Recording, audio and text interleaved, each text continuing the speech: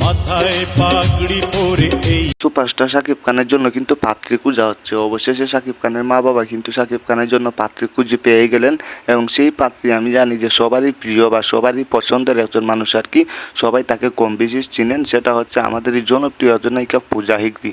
তামিল বা তেলেগু সিনেমার নায়িকা পূজা হেগড়ে, যে কিনা হচ্ছে শাহরুখ খান এবং হচ্ছে সালমান খান তাদের সাথে মুভি করে বা আল্লু অর্জুন এদের সাথে হচ্ছে মুভি করে।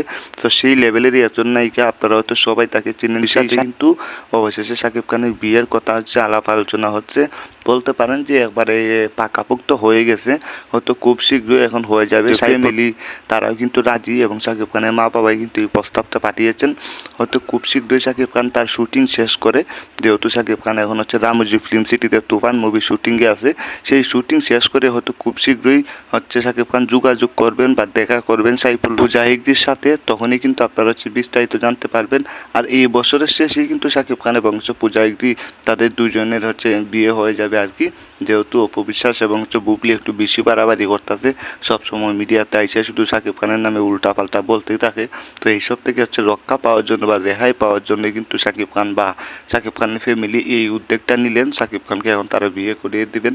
তো আপনাদের কাছে এই বিষয়টা কেমন লাগলো বা পূজা হেগড়ে এবং হচ্ছে শাকিব খান তাদের দুজনকে কেমন মানাবে আপনাদের কাছে, সেটা হচ্ছে আপনারা একটু কমেন্টে জানিয়ে দিবেন বা আপনাদের মতামতটা কমেন্টে জানিয়ে দিবেন। যদি ভালো লাগে তাহলে লাইক করুন, শেয়ার এবং সাবস্ক্রাইব করে দিবেন। দেখা হবে আবারও নতুন কোনো ভিডিওতে। আল্লাহ হাফেজ।